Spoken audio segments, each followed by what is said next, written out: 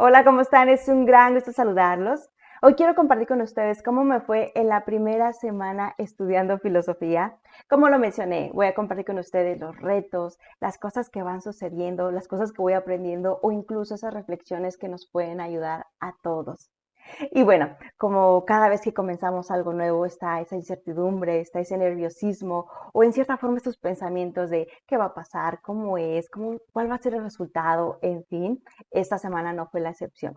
Fue una semana muy intensa, pero también muy interesante. Conocí a mis profesores, conocí a mis compañeros, son grupos pequeños porque lo que se busca es que todos conversen, que todos en cierta forma entren dentro de la discusión o que se creen esos diálogos sobre temas profundos o que no se tratan cotidianamente. Temas como, por ejemplo, esta semana hablamos sobre la muerte. ¿Qué significa la muerte? ¿Qué hay detrás de la muerte? ¿O cómo lo consideran la muerte? No solamente a nivel individual, pero cómo consideran la muerte, por ejemplo, los médicos, instituciones gubernamentales, las cortes, cómo consideran la muerte o los diferentes tiempos en que una persona se le puede considerar muerta, cuál es a nivel ético considerarle a alguien muerto o a alguien respetarle su vida. Fue una semana interesante el escuchar los diferentes puntos de vista, el entender las diferentes situaciones que pueden experimentar una persona que está alrededor de alguien que está a punto de morir o que ha muerto. Fue interesante. También se nos preguntó, por ejemplo, por qué queríamos estudiar filosofía. Compartí yo que quería estudiar filosofía porque deseo entender el mundo en el que vivo. El mundo que estamos viviendo es un mundo maravilloso donde estamos experimentando y tenemos libertades que hace algunos años ni siquiera en sueños podríamos haber imaginado, pero también es un mundo lleno de retos y lleno de cosas que a veces uno no entiende. Y me gustaría entender eso, entender los diferentes fenómenos culturales, sociales, políticos, educativos, humanos que estamos viviendo y entenderlo desde mi propia perspectiva, no en lo que nos hacen creer, no en lo que nos dicen que debería de ser o porque se leyó en un libro, no, sino porque realmente yo llegué a esa conclusión de manera lógica y porque lo razoné y lo pensé críticamente y llegué a mi propia conclusión. Quiero entender las cosas no desde mi verdad o porque creo que eso me conviene, sino ver los diferentes puntos de vista y entonces hacer mi propia conclusión.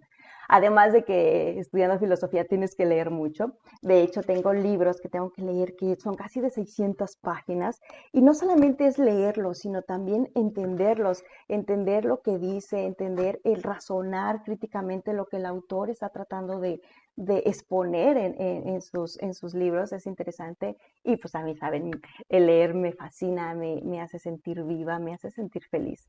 Y bueno, de hecho, uno de los filósofos que estamos estudiando esta semana es Kierkegaard, es un filósofo danés. Él tiene una forma peculiar de ver la vida. De hecho, él es considerado como uno de los pioneros del existencialismo, en el que él entiende la forma del ser humano, la existencia del humano, de forma muy peculiar. Y hay algo que me hizo razonar, que me hizo reflexionar y que me gustaría compartirlo con todos ustedes, y es sobre una carta que él escribió en donde él decía que, por ejemplo, no importa qué tan bien te hayan enseñado a nadar, una persona no se puede mantener a flote en una tormenta.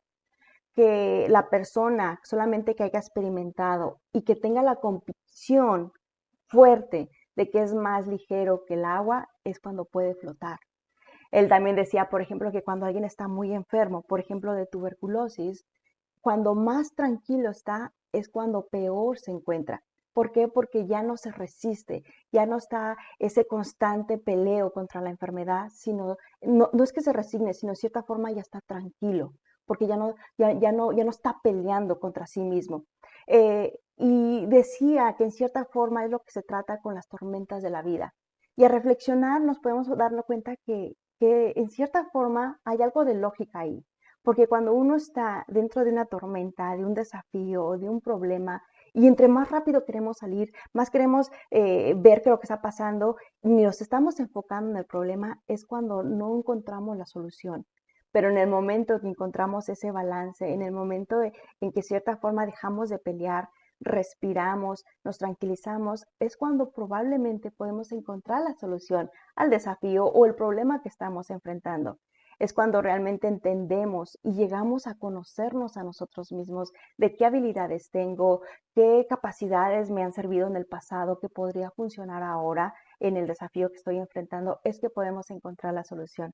Cuando ya no nos resistimos y no peleamos contra el problema, sino nos tranquilizamos, encontramos el balance y buscamos la solución. Y bueno, los dejo que en esta reflexión piénsenlo, medítenlo, analícenlo y probablemente lo puedan practicar en algún momento en su vida en el que estén viendo. Cuando estén en la solución, acuérdense de que no flota el que patalea todo ni porque sabe mejor nadar, sino flota aquel que ha experimentado y que tiene la convicción de que es más ligero que el agua. Y bueno, nos vemos en la próxima reflexión. Les mando un gran abrazo. Suscríbanse al canal, por supuesto, y denle like, activen la campanita para que puedan recibir el próximo video. Nos vemos muy pronto, seguimos aprendiendo y recuerden, el aprendizaje nunca termina.